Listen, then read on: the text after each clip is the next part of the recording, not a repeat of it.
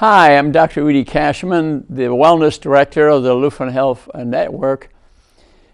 Just to give you a little background, I was a neurosurgeon for 45 years, but I'm only 39 years old.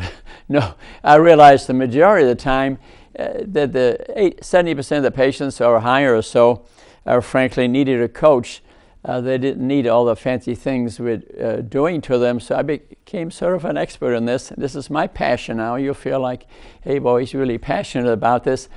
And the biggest thing that I found, the majority of patients were having some chronic disease from eating the wrong thing, not exercising enough, and we were not teaching it to them. For example, if you read a book called Disease Proof by David Katz, 35 years, the biggest public health official in the United States, he wrote a book really writing about what I myself believed to be and had the knowledge to begin with, but they kind of confirmed it. Read that, Disease Proof by David Katz, and he's saying 93% of type 2 diabetes with all its huge complications is totally avoidable. 80% of vascular disease, which we're going to speak about specifically today, is avoidable. 60% of cancer is avoidable by proper nutrition, watching how you use your fingers, smoking, drugs, for example, what you eat, and what you're exposed to in the environment. Can you imagine that? All those chronic illnesses you wouldn't have if you pay attention to how you use your fork, what you eat, and what toxins you're exposed to in the environment. You know where there's smells of opportunity, opportunity, opportunity, and that's my passion. We could save $1 trillion if we paid attention to those things which I mentioned. And providers are not especially educated in prevention, no doubt about it. No doubt about it, and I don't mind saying it. I mean, it's the truth of the matter. We need to keep that in mind. So it's not just a script will do whatever you say. You must participate in your health care, gain some information. And that's why I appreciate you watching the show, because this is what this is all about. But today, though, we're going to be specifically speaking about vascular disease. There are 300,000 miles of capillaries in your body, the small blood vessels, your heart, the vessels going to your brain, for example, to your extremities. And when these diseases that occur in there, the one you hear about is atherosclerosis, that's the big vessels, arteriosclerosis, that's the small vessels. When do the diseases of this begin? You'll be amazed what I'm going to tell you. For years, I was saying, based on autopsies of children that died in the Bigelow study in New Orleans, that in that book written about that is Dr. Atwood said, vascular disease begins at age 2. Yes, 2. It's not the 30s or 40s or 50s when people grab their chest. The disease process many times occurred decades before that, even in childhood. Look at the rates of childhood obesity now. The biggest gain in obesity has been age 2 to 6. It's enough to make you faint. It's enough to make you faint when you think about it. But actually, if you consider epigenetics, a new field about 15 years old, we have found now that the changes that we can change our genetic structure, the expression of our genes through epigenetics, the telomeres end of our genes by what our parents did, what our grandparents did, going back 2 or 3 generations, will have an effect on the baby being born. Are the mother and father smoking? Are they eating the right food? Are they exercising? What's happening when the baby is in the placenta? What is the mother eating? What is she exposed to, the toxins? What's her lifestyle? All that will affect the genetic structure and genetic expression of the living thing. So it's extremely important if you want your child, for example, to avoid type 2 diabetes, vascular disease, and a host of other things as to how you use your fingers, your fork, and how you use your feet, whether you exercise or not. What is the biggest cause of vascular disease? It's nutrition. That's number one. What type of food are you eating? The type of food that you're eating, in that causes inflammation. Sugar will cause inflammation because it will promote the bad fats. See, sugar in essence is a fat. You don't use it up, it's going to turn into a fat. So arachidonic acid is pro-inflammatory, and sugar will form that. The omega-6 fat, it can inflame your arteries. Okay, that can do it. But inflammation in the body, it doesn't just cause vascular disease. It causes irritable bowel, type 2 diabetes, because fat is an inflammatory disease. Yeah, when they look at the microscope at fat, it's full of inflammatory factors, full of lymphocytes, for example. So fat doesn't just quietly sit there. Fat acts like a gland, secretes about 20 chemicals. Inflammation causes asthma, for example, allergies.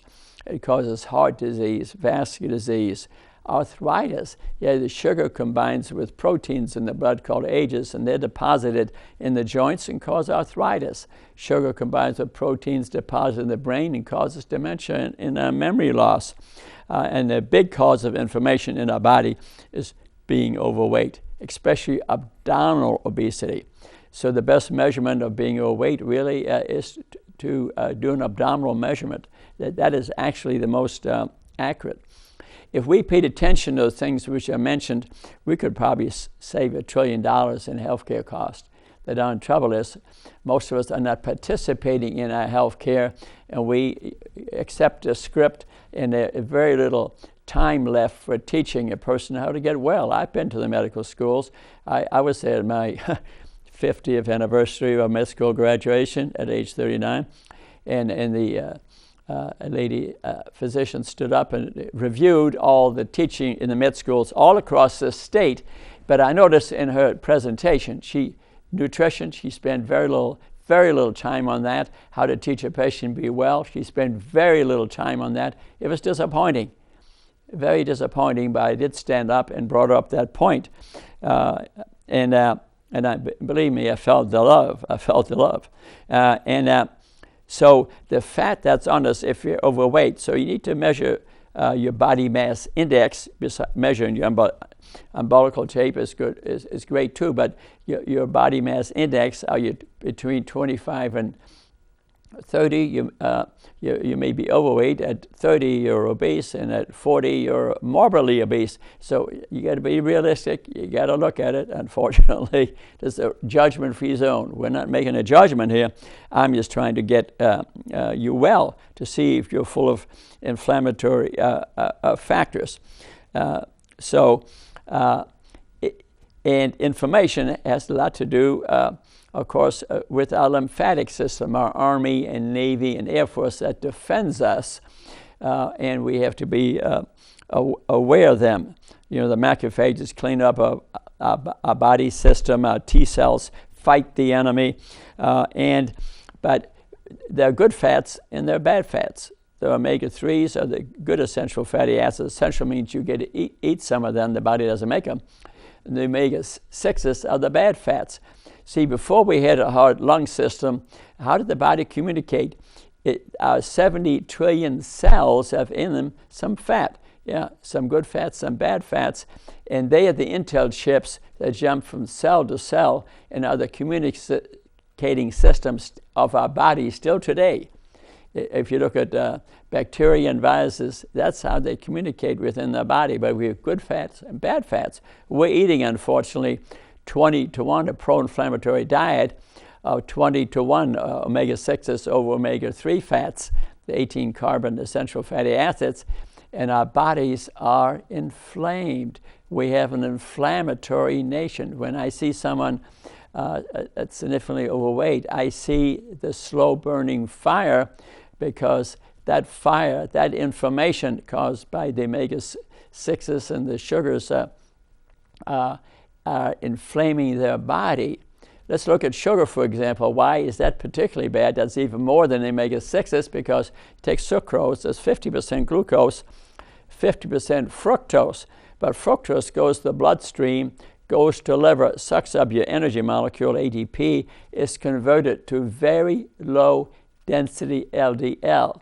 The LDL that when in your 3,000 miles of capillaries hits every little injury, every little inflamed area, every little crack, which is more likely to occur where there are branches, bifurcations.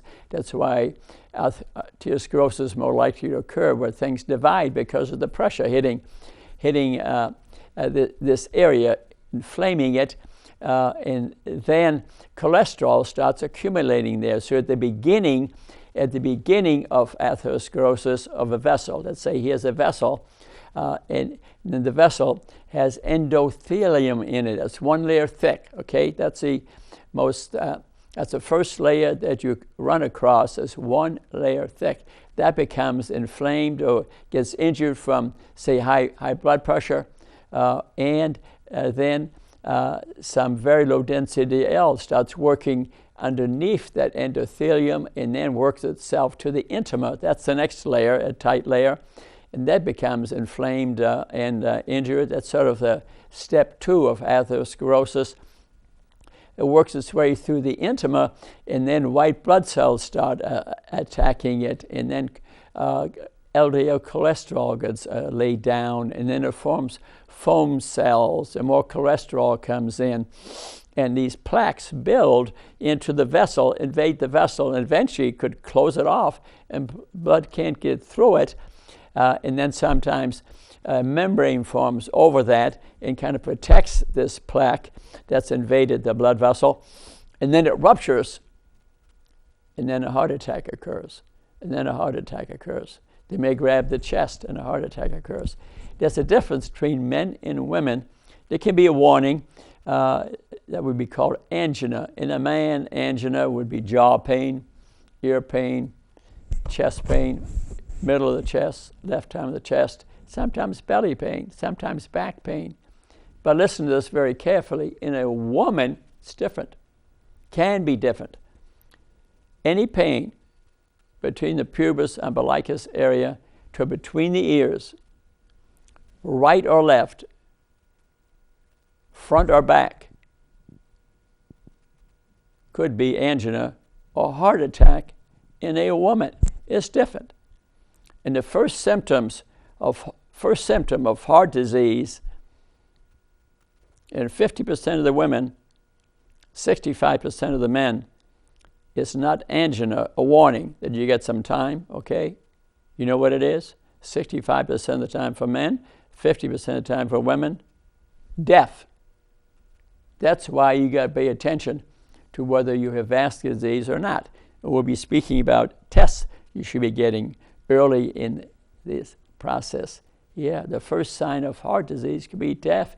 And remember, I said vascular disease begins actually before conceptions. What the parents did, what habits they have. And that goes back 2 or 3 generations through epigenetics. So when should blood testing begin, for example? You know, the American Heart Association might say, well, it used to be 45 and now it's 35 if you have some of the criteria like high blood pressure, overweight, diabetes, 45 if you don't. I disagree vigorously. I think it should be started as a child. There should be yearly testing as a child. That's not generally approved today, but if you don't want a sudden unannounced heart attack in years ahead, start testing. I can, for example, think of a family told me the other day they have a skinny child that's about 12 years old, and a very smart pediatrician did blood testing on this skinny-looking child, including the fats in their blood, and you know what they found? Very abnormal. They talked to the child a little more, and the mother confessed this child ate every day. That's the only thing he ever craved was the hamburgers in a fast food restaurant, which reminds me again, walking out of a very good food store selling mainly healthy products in there. A gentleman approached me that had been to one of my lectures 5 years ago. He said, "Doc, I just want to tell you the good news. I lost 100 pounds. And the only thing," and his wife said, "He still has bad habits." Okay, none of us are perfect. He said, "The only thing he ever did is eating those double hamburger cheeseburgers at a fast food restaurant. 100 pounds fell off his body." Now, generally, we reckon more than that, but it was marvelous. So what you eat is very critical. Let's talk about blood testing a little bit. Remember I said I want it done at a young age because the obesity rates from 2 to 6 year olds, the highest obesity rate in this country. It is difficult, but it can be done to change the habits of adults. I know, I've tried it. I've had many people get cured of their diabetes or vascular disease by following what I say. But it's not easy for any of us, okay? I'm not perfect either, okay? Is to start testing people very young. I insist on it. It's not taught at the med school. Insurance companies don't approve it. You just tell your doctor, "I'm going to have these tests done, and if I get to pay a little extra for it, it's worth it." But you consider hospitalization, for example, for heart attack, what, $150,000, $100,000, versus a few $100 maybe for some lab tests, and they're getting cheaper and cheaper. And the good news is, before I go into these lab tests, lab testing is going to become extremely cheap. There's a company coming along called Theranos. A young lady actually developed it, and you'll be able to get all your blood tests off of a little stick of blood, have the results in about a couple hours at one of the pharmacies. Then I heard from another doctor the other day, it's even going to get better than that. Doctors will be able to obtain a little computer chip. They put in a computer, put on there 1 drop of blood, and give you the result in a few minutes. It'll be very cheap. In some of these great companies, Arthurtech, LabCorp, they already have dropped the price tremendously for lab testing. So that way we can screen people, and the excuse, well, we don't pay for that. We can't use that for screening 5,000 people at General Motors because the right tests are too expensive. That excuse soon will be gone. There are many different tests, different providers might order, but let's review a few here a little bit to catch vascular disease very early. I'll go by general vascular disease, then I'll aim more specifically at type 2 diabetes, which is the biggest cause of vascular disease. If you look at national statistics, and they'll say 600,000 people so die from a heart attack, another 200,000 from strokes, and then they'll say 80,000 from diabetes. Wait a minute. This type 2 diabetes is a cause of that. So to say 74,000 people die from diabetes and 600,000 to 800,000 die from heart attacks and from strokes, there's something wrong around here. That's the cause of that 90% of the time. Okay, let's get the stats straight. So let's talk about some basic testing. This is out of a very good book to read, Reverse Heart Disease by Stephen Sinatra. A very good book. And I also recommend another one. This is just the greatest.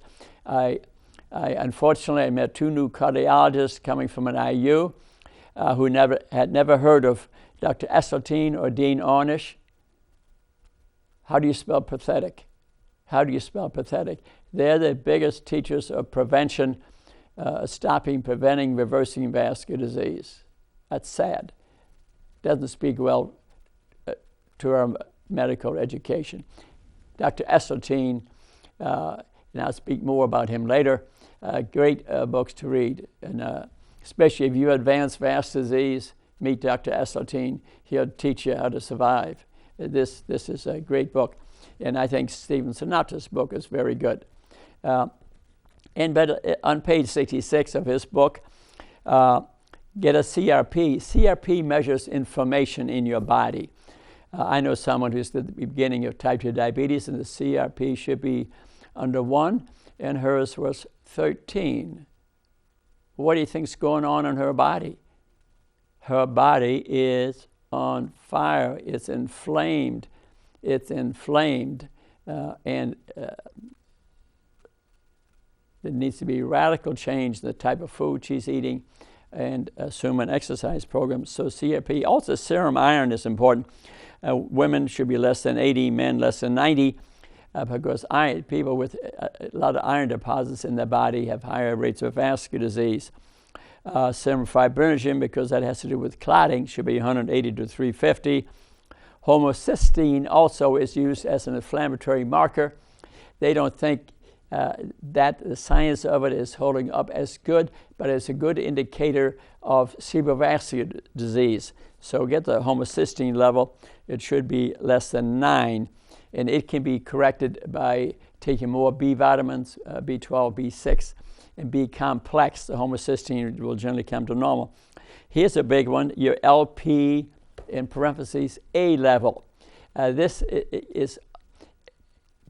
actually helps clean the arteries out, and if the level is there's too much of it though in your blood system, it causes vascular disease, and LPA should be less than 30, and you should be tested for it. Some of these lipid panels do not have that in them. That's the reason I bring it up.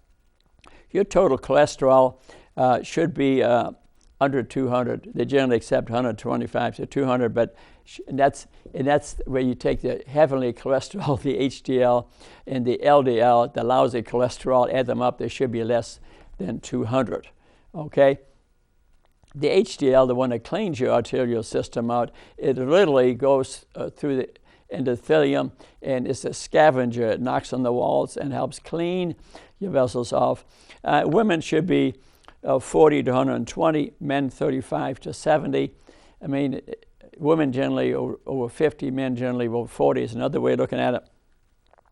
Your LDL cholesterol, I mean, they'll give ranges. In this book, it's 70 to 130, but I think Dr. Esseltine and most people in the nation now would say 70 or under should be your aim of the LDL. That's very important. That's very important in your total cholesterol. The Framingham Heart Study found that anybody had a cholesterol under 150 never had a heart attack. And so would Dr. Esseltine say, you keep your LDL under 70, your total cholesterol under 150, the odds of you having a heart attack close to 0. There are exceptions, but close to 0. So these are figures you got to aim at. Triglycerides you need to check because they reflect the amount of fat in your blood.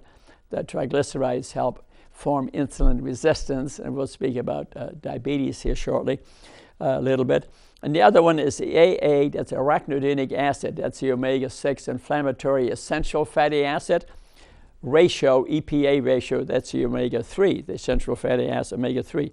That ratio should be 1.5 to 3. That's an important test. It's more an up-and-coming test. And some people would check the lead, mercury, and other toxic chemicals in your blood, but not everyone does that. And some people check the Q10, which has to do with the mitochondria, which are the energy factories inside every cell of your body, about 10,000 of them in every cell of your body, but there are much more mitochondria in your heart because it has a lot of work to do. Believe it or not, our heart has to beat 100,000 times a day. Wow, that's work. That's work. So we need to provide proper energy and the correct energy. Let's speak a little bit, at this point we're speaking about blood testing, let's speak a little bit here about diabetes. Type 1 we have diabetes, autoimmune disease. Kids have it more commonly, but adults get it now because the pancreas wears out from secreting too much insulin in type 2 diabetes. So the biggest number of type 1s really are the ones who were type 2s, but the children are usually the type 1s, autoimmune disease. They've also found some relationship to casein, the protein in milk, increasing the rates of type 1 diabetes. Read Whitewash by Keon, Whitewash by Keon. I'll be amazed if you drink milk after that, but I'm not going to tell you what to drink. Read it yourself. I drink almond milk. No fat, no sugar. Okay, but read Whitewash by Keon. Make up your own mind. I don't want to necessarily affect that, but that can increase So inflammation, autoimmune disease, milk, what you eat, a lot of meat products can influence the rate of type 1 diabetes. Yeah. And then in children. And now we have insulin, till 1920, they died. They wasted away and died. But now we have insulin. But I always tell the type 1 diabetics, if they eat correctly, then they need the least amount of insulin. And the reason being is that insulin doesn't just push sugar into the cell. It does more than that. It causes arthritis, causes dementia, causes inflammation in the body. If your insulin level is up, higher cancer rates, higher vascular disease rates, okay? So to get your blood sugar as low as possible by eating correctly really cuts back on chronic disease. Diabetes today, even today, I speak to most providers, medical school, they don't even teach it. Dr. Atkins divided diabetes into 5 stages, page 320 in the Atkins book. Look at it, page 5 stages of diabetes. They're based on DeFranzo's work, the most famous diabetic specialist in the world. I spoke to him on the phone the other day. 76 papers, scientific reference. He put in 5 stages. Insulin resistance. If you can catch people there and get them to lose 5 to 8% of their body weight, type 2 diabetes is gone. And you don't get the complications, blindness, heart attacks, stroke, increased rates of cancer, 75% of uterine cancer related to obesity, 50% of ovarian cancer related to obesity, 50 to 71% of breast cancer is related to being overweight. I happened to catch, unfortunate for him, fortunate for me, the president of Vera Bradley's at Starbucks this morning, and I fortunately or unfortunately took a minute. I said, you got a minute? Explain to him that maybe some of the money, which is all going to IU for this Vera Bradley breast program, which is great that they have it, that little bit of money be kept here to teach women that cancer and chronic disease is related to being overweight. We could help a lot of people, a lot more people at this time. Sure, the research may give the answer, but in all this billions of years, haven't got the answer yet. That's fine. We should work on that. But in the meanwhile, let's teach proper nutrition, exercise. So we have the stage of diabetes, insulin resistance. What's it do to? Our 70 trillion cells all have on them receptors. And when your triglycerides are elevated, they make these receptors sticky, and insulin cannot transport sugar into the cell for energy, okay? To make ATP. If the cell has no energy, it dies. So, because these triglycerides, the sugar is not getting in there, but we need it. So the pancreas responds by secreting insulin like anything. It's just making the devil out of it. And the insulin level in the blood is up. But when we are testing people, we're testing the fasting blood sugar, which is still normal in stage 1 and stage 2 of diabetes. Okay, remember, they don't look at it as stages, which is a mistake. If they check the serum insulin, which you could in the 6-hour glucose tolerance test, or just pull a serum insulin, $17. It ain't that expensive. At some of the labs, you say, you're a type 2 diabetic. You lose 5-8% of your weight. Disease is goodbye. People don't know that. No one's teaching that to them. I'm teaching it to them big time, because to me this smells of opportunity. Stage 2 of diabetes, insulin resistance, where we can't get the sugar in. We know that, okay? You get a fasting blood sugar, it's normal. Get a serum insulin, it's elevated without running the glucose tolerance test where you just swallow a bunch of sugar. 2-hour glucose tolerance test, all is needed. And at stage 3, we're diagnosing with diabetes. Well, you're diabetes. By that time, you get high blood pressure, vascular disease. See what I'm telling you? In the early stage of diabetes, the complications of diabetes already occur. And you've had a number of those people who had that heart attack, and 50% of the women, 65% of the men die right then and there, because their diabetes has been, their vascular disease has been diagnosed too late. So get that lipid panel and additional testing of LPA, and get a 2-hour glucose tolerance test, get a CRP, a homocysteine, to diagnose anything going on in your body very early. I don't care if you're skinny. You're better off. You're better off. But it's your blood work that counts. It's your blood work. It's not necessarily your size, because you could be a skinny kid and have abnormal blood work. Get yearly testing even as a teenager. And now that it's going to get so cheap through Theranos and this other company coming, and even now, Arthurtech LabCorp, it's cheap. It's cheap. You can do vascular screening, the VAP test that Arthurtech has that I listened to last night. Cheap to get this testing, to find out, to see if you're in trouble or heading for trouble. So that is very critical. And we showed you how atherosclerosis occurs in the blood vessels through inflammation, and then the VDL and the cholesterol builds up. Let's go through some more risk factors. Insulin's the big one. That's the reason I want you to get to normal weight, because the serum insulin will be lower, because the serum insulin increases your C-reactive protein, which causes inflammation. It increases your clotting, which increases vascular disease and heart attack. It increases the growth of smooth muscles, making the blood vessels thicker and stiffer. They don't absorb the blood pressure as well, so your blood pressure goes up. Almost every type 2 diabetic has hypertension because of vascular disease. And sometimes the uric acid is elevated. That causes it too. Insulin causes free radical formation. When you take in food, there's some... How do you get the energy from food? We get the energy from the energy of the sun, which gives the energy through photosynthesis to the plants, which have in them essential fatty acids. Yeah, there's some fat in every leaf in the universe, okay, omega-3 and omega-6s. And this metabolism of these plants, which you're eating, or the animal is eating, releases energy that's called oxidation.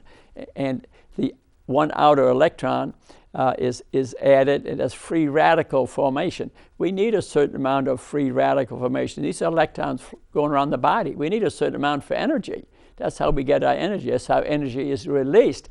But you have too much of that, we then develop oxidation, and that's the frying of your body. The fire in your body is from oxidation. It's like frying a piece of meat or some eggs.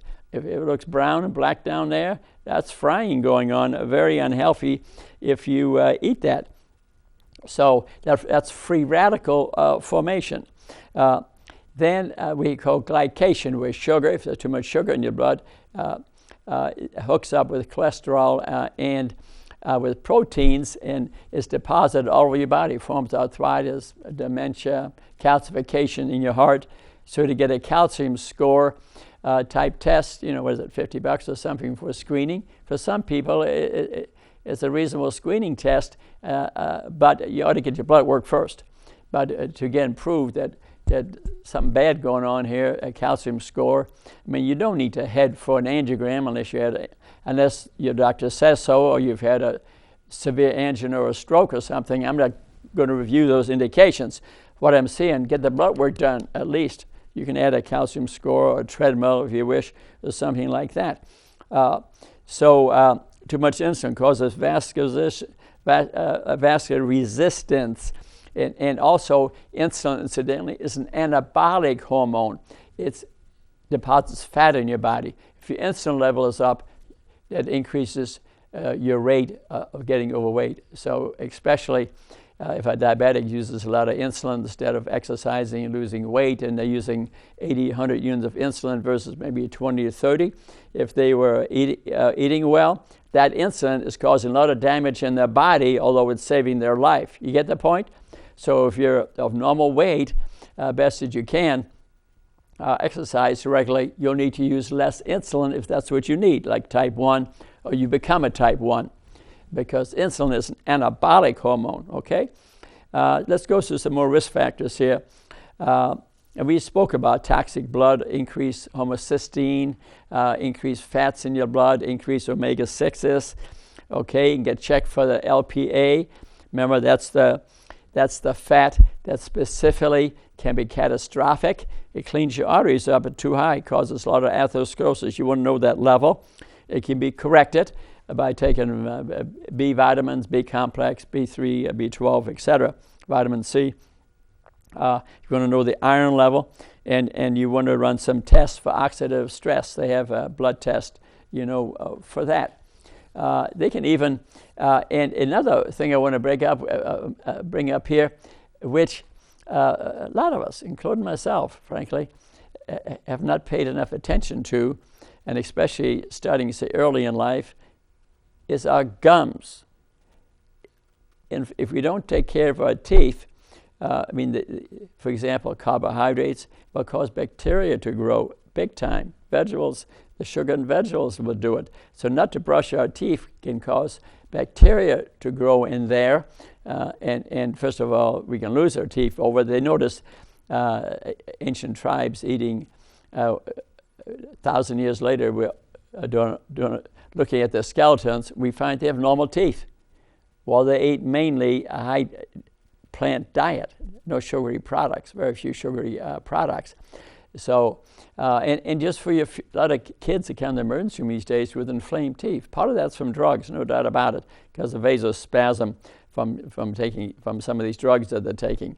And they're losing their teeth are falling out. And but a lot of it is for lack of brushing, proper dental care. So go to good dentist or read a book, go online and teach your children, yourself, to brush their teeth regularly. I didn't. I wasn't taught how to brush my teeth. I grew up as a kid in Germany. I don't think we had brushes, actually. My fraternity brother gave me a lecture. And at that time, I had already gone to a dentist about a week before at IU and had some teeth pulled as a college student. So please, regular dental care, very important. That inflammation in those teeth can inflame the arteries in your body, in your heart. They have related a poor gum disease with diseases in the vascular system. I caution you, brush your teeth regularly, maybe go to a good hygienist, give you proper instructions, maybe get off the internet, but before you go to bed, brush your teeth. You get up, brush your teeth. Some people need to do more than that, but this is, and I've been, around a few years, and celebrating my 39th birthday for 40 years at least. Okay, so and faced all the problems of dental things over the years. I'm telling you, do that. Okay, so I think that would be a good thing. And we spoke about the endothelial damage or the free radicals to your endothelium, the one cell layer throughout your body. You want to, and when I see a type 2 diabetic, overweight individual, for example, and they haven't been probably tested, my fasting blood sugar was normal. I see the fire in their body going on. It's going on all over their body. And I'd like to read to you something here from Dr. Esseltine, and so what way of eating do I recommend? If you don't want these diseases, or you want to get rid of these diseases, I'd say eat a 80% plant diet, maybe 20% meat products, and that's of the organic meat products, not the fish that was fed in a pond with fat products, or the beef that was raised in a cage for that lasts 150 days with herbicides and pesticides. I'm talking about good meat. Dr. Esseltine would say become a vegan. No milk or meat products. That's not necessary. If you have real advanced vascular disease, I'd eat that way. It saves your life. It could save your life. Esseltine does it all the time at the Cleveland Clinic, and he's still working. You can find him online. And if I had advanced disease, that's exactly what I'd be doing. But I think about 80%, you'll avoid most of these chronic diseases I already spoke about. What he did, he took 25 advanced vascular patients and he taught them how to eat right, stress reduction, and some exercise. And his wife Nancy joined him in this, and he was a loving doctor. I mean, he literally talked to them every 2 weeks, so they had real good medical care. And what he's saying is, we can make ourselves heart attack proof. Coronary artery disease need not exist, and if it does, it need not to progress. He even showed it was reversible with angiograms. The pictures of this in his book, in his great book. Yeah, and I've met him personally. I spoke with him. He's always at big conferences. But when we have cardiologists, cardiac surgeons, internists graduating, they never heard of Esseltine or Dean Ornish, Neil Bernard. It makes you wonder. So you must participate in your health care. Start reading information. We lack information. Hosea 6:4, it's in the Bible. I teach some of this through the Daniel plan in churches. So, he said his research data clearly confirmed that he was right. My patient's decision to enter the study not only put an end to the progression of their disease, but those 25 people before that had had 49 cardiac procedures. In the next 12 years, they had 0. Does that tell you something? Does that wake you up? Shouldn't this be ringing a bell in the medical community? And of course, Dr. Furman, Eat to Live, very famous book, End of Diabetes, Dr. Furman, End of Disease, Dr. Furman, says the same thing. Neil Bernard in his books says the same thing. Sugar Solutions, Mark Hyman, How to Speak to Your Doctor. You can print out 40 pages off the internet. Mark Hyman, How to Speak to Your Doctor on proper testing for diabetes, which I spoke about because the 5 stages of Atkins, he made them 6 stages. Same story though, but Atkins described it in 1995. In the end, the amount of meat he recommends, I don't agree with. But Atkins said sugar is the hooker and the booger, and he was right. And now they're proving it. I have one of my employees stopped eating so many sugar products, bang, 30 pounds disappeared. That's the only thing he did, is the sugar. Remember I told you about the man, about the hamburger and the fats? And that was interesting in itself. For some of us, it may not take as much. So I think the nutrient-dense way of eating, we need to embrace that. And the beautiful thing, frankly, is that I give talks now on sitting disease. That's interesting. To me, that's an easy way of losing weight in a very healthy manner. If you take your total calorie burn, say it's this much in a day, the total calories you're burning a day, half of that is basic metabolic rate. BMR depends on your sex, your age, your size. You get a real big guy, your BMR is high. You're burning a lot of calories, just an activity of your lungs, your heart, your muscles. It's the activities that rest, okay? For example, the other day, to give you a good example of it, I have a friend who has cancer, and it's a serious problem, and he had a weight problem, and because of the treatments, he no longer can absorb food properly. He's not eating. He hasn't eaten an amount of anything for three or 4 months, but his weight only dropped 5 pounds. Unbelievable. How did that happen? His basic metabolic rate dropped because his body thinks he's starving himself and is trying to preserve him. So you see what I mean? So starving yourself does not cause weight loss. So that's BMR. Then we have a thermic effect of food, maybe 20%, okay? I think it's a lot more than that, and I'll tell you why. If you eat nothing but fat, only 4% lost to metabolism. 4% you will lose in metabolism. If you eat a nutrient-dense diet, okay, say 80%, mainly vegetables, you're going to maybe absorb half of those. Why is that? 30% is used to metabolism because of fiber. Complex sugars can't be digested. Celery, for example, the body has spent a lot of energy on that. Nutrient-dense food, like I've been speaking about, is full of water. There's 60, 70% water in that. There's no calories in that, okay? So the metabolism, the water, a lot of it is full of fiber. It will come down in the stool, and then you finally make it into sugar for energy. Then and if you don't use it up, it has to be converted to glycogen. That's your storage sugar in your liver and in your muscle. You store about 500 grams a day, okay? That takes energy. So another 10% use up metabolism. You see my point? If you eat right, weight loss is simple. Just plain simple, okay? Then you have about 30-40% left, and that's the activity of living. I call it AOL, activity of living. Let's give an example. If the phone rings, I stand up. That triples my calorie burn. I walk the dog. There's AOL activity. I stand up for the dishes. That's AOL activity. Try to get it at work. Figure out how you increase your AOL. Walk as much as you can at work. Even if you're CEO, maybe some of your conferences, just stand up and talk standing up. That'll triple your calorie burn. If you can increase your calorie burn 200 calories a day, you know what that is in a year? Calculate it. 3,500 calories per pound, 365 days in a year, 20 pounds. 20 pounds. Some people now have stand-up desks. They'll go on a treadmill and stand-up computers. They have a computer, they're standing up, the treadmills. That's an extra 200 calories an hour.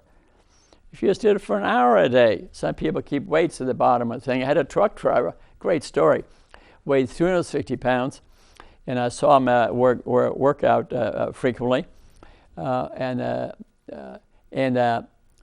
Fitness, I don't mind to mention it. I go there because it's so cheap. I could afford it some other place, but I like it that the average guy who doesn't have a dime can go there and afford to work out. He said, "You remember me?" No, I didn't remember him. He said, "Well, a year ago you spoke to me 30 minutes because I weighed 360 pounds, and you told me what to do about it." That's typical me, so I believed that. I didn't remember that because I do it almost every day to somebody. Not always 360, but maybe just 20 pounds overweight. Remember what I said, 5 or 8% weight gain can cause diabetes, okay? So he says, "Well, I'm going to tell you something now I do remember." And he took me outside. He said, "We walked around my truck." It was parked in the parking lot. These Planet Fitness, there's always some big shopping centers. So on the weekend, he goes there, parks his semi in the parking lot. And he figured out what's a mile around the truck. We added it up. And I said, I want him to do it 4 times a day. He stops his truck 4 times a day now, walks around it for a mile. He has a crock pot in the truck, and I climbed inside of it, and I realized how dangerous trucks actually are. And he showed me his kitchen, his refrigerator, and this 360-pound guy, and I have a picture on my phone. It's my PowerPoint, cashmanhealth.com. You'll see it on my PowerPoint. It's right on the internet, 210. He weighs 210 pounds. And what's the point? What's the point? He's eating nutrient-dense, okay? He doesn't have time for a lot of exercise because he's sitting in a truck. But also, while he's in the truck, he puts some weights on the leg that it doesn't have to drive with, to brake with, and he's working his quads. And sometimes he's got a light weight he's using on his arm. He's improved his AOL activity. He's walking around the truck, his AOL activity, and this man looks like a movie star because the nutrient density in the food, remember I said epigenetics? The nutrient density in the food, it's called biomathematics, rearranged his body. A real handsome guy. And I've shown this previously, and other people have had significant weight loss because when you eat right, the genetics, the biomathematics, Dr. Mark Hyman has that in his books. Also, if you want to read about deep nutrition by Shanahan, you read that, it will rearrange your body. Isn't that fascinating? I mean, that's really fascinating. So, abdominal fat, remember I said measure your belly. If you get belly fat, you're probably pre-diabetic or diabetic. It's simple as that. You know, wheat belly, beer belly, stress belly, hormone belly, steroid belly, whatever you want to call it, get rid of it. Get rid of it, get rid of it, get rid of it, okay? Because fat is a gland. It's a gland. It secretes cytokines, IGF-1s, things that cause cancer, things that cause diabetes. You want to get rid of it. You'll never have 4-pack or 6-pack, not that we need that kind of a pack, okay? till the last fat is gone. I know I do core exercises every day when I'm Planet Fitness, about 10 minutes off to strengthen this part. Very important because become imbalanced, take a fall. This can be avoided by strengthening the core. My muscles didn't show up to the last bit of fat disappeared, which wasn't done by exercise. It was done by cut out white bread. Bang, that was gone. I had to tighten my pants to get to 138 pounds and a 21 waist. So you know, it wouldn't be a bad idea if the government thought about it. You might revolt at it. We all need some tax money to put to health. Put a tax on sugar. Why not? They did in Mexico. Some other countries are doing it. And prior to health care, the trouble is the government will steal it and apply to some useless to pay off one of their constituents, okay? But if they applied it to health, let's face it, we have an epidemic of diabetes and diabetes in this country. It's not Ebola that's killing us. We have a health star for Ebola, okay? Some of these other infections. It's diabetes that's killing us. It's $1 trillion we're going to spend on it, and it's going to double in 15 years if we don't get to work. I think a sugar tax be a good idea. We told you already about the angina, that you're aware of that. 100 million people, 150 million people are pre-diabetic because they haven't been properly tested. So if you're 5 or 8% overweight, get those tests done. I spoke about, read Mark Hyman's book about how to speak to your doctor. That explains the test that you ought to get just for diabetes, no less those tests reviewed from Stephen Sinatra. 50% of the people who have heart attack have normal blood lipids. Yeah, so you need to pay attention to these other factors, the CRP, the inflammatory factors, whether you're exercising or not. So it's not just the cholesterol panels, okay? And let's review 10 critical cardiac markers. Again, you want your cholesterol under 150, your LDL under 70. Remember, Esselstyn said, the Framingham Heart Study said, a cardiologist from a Cleveland Clinic, the 411, a book that Nissen wrote, really concentrates on that LDL level and on that cholesterol figures being the muscle, as being the muscle. The other things are helpful to look at, but they're really the muscle. The HDL, the good cholesterol, is only 25% of your total cholesterol. The rest is LDL. And pay attention to the very low density LDL. The NMR test will do that. I think the VAP test for Arthurtech, I think, checks that. That's important. And remember, inflammation really is the main thing that we're looking at. So pay a lot of attention to that CRP. If you, this friend I have, a CRP of 13, I'm just scared to death. There's going to be a heart attack here before we get it down. And medications are necessary, okay? But make lifestyle to be part of it. This lecture I attended last night, this lipidologist gave a talk, and he had no experience with lifestyle. You can say, well, you know, these vegans, they look a certain way, and bull crap. I deal with vegans, vegetarians all the time. They look healthier as can be. If they don't, and the American Nutrition Society, matter of fact, has said that starting age two, female or males eating a proper vegan diet is completely healthy with a normal life. See, people think, I got to get my protein, I got to eat steaks. Baloney. That's been well proven. LePay's book was wrong. She admitted it. Was wrong. Maybe you need to take some B12 as a supplement or something. Make sure your vitamin D, incidentally, is normal. That's very important in good health. You know, when you have a cardiologist, they'll run a treadmill on you, and they measure the MET that determines your aerobic capacity. So when you're walking, you know, walk walk fast for 30 seconds if you can, and a little slower, back and forth. That's high intensity training, and that'll improve your your ability, your aerobic capacity. And so let's summarize this business a little bit. So vascular disease begins at a very young age, even before conception, okay? So consider the family history, and what are the parents? They're going to have a baby here. What are they eating? What are they putting in the fingers, on the forks? How they're using their feet? Blood testing in children, I think, should be done yearly, starting at age 2. It's going to get so cheap, what difference does it make? Then you can anticipate that heart attack at age 30 or 35. If it occurs at that age, it didn't start the year before. That started very early. That started early, get the blood testing done. Eat a more nutrient-dense way of eating. You can read The Secret on Diet, a book that I wrote. You go to Amazon Books. I got 17 books on there. And remember, sugar is the main booger in the hooker. Bad fats are bad too. So what you eat, remember, if you eat animal products, know what that animal ate. If that animal ate bad food, well, you're going to eat bad food, okay?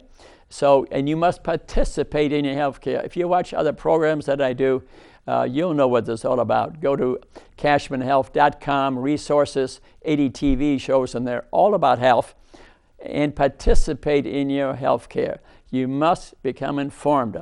If you fell out on an airplane, I guess that was not necessary. You broke a leg. But otherwise, in general, 90% of the time, know why they want you to take this prescription. The pharmacy, medicine is very pushy about the procedures that they do and the medicines they hand out. You must read about the side effects on Medline, for example, on the drugs you take or interactions. I see 85-year-olds on 15 drugs. This can't be. And not all of those were necessary. And so become informed, gain information, I think is important. If you just can't do it, read the Daniel Plan by Rick Warren, Mark Hyman, Dr. Amen. Very good book to read. It'll help motivate you through wellness and through religion. And I did this today because I love you. That's the reason I do it. And follow my TV, online things. We get CDs, books available. It's about education. We lack knowledge. I'm bringing you knowledge. I love you. Thank you for listening. If you see me, stop me. I'll certainly talk to you. Namaste. Thank you.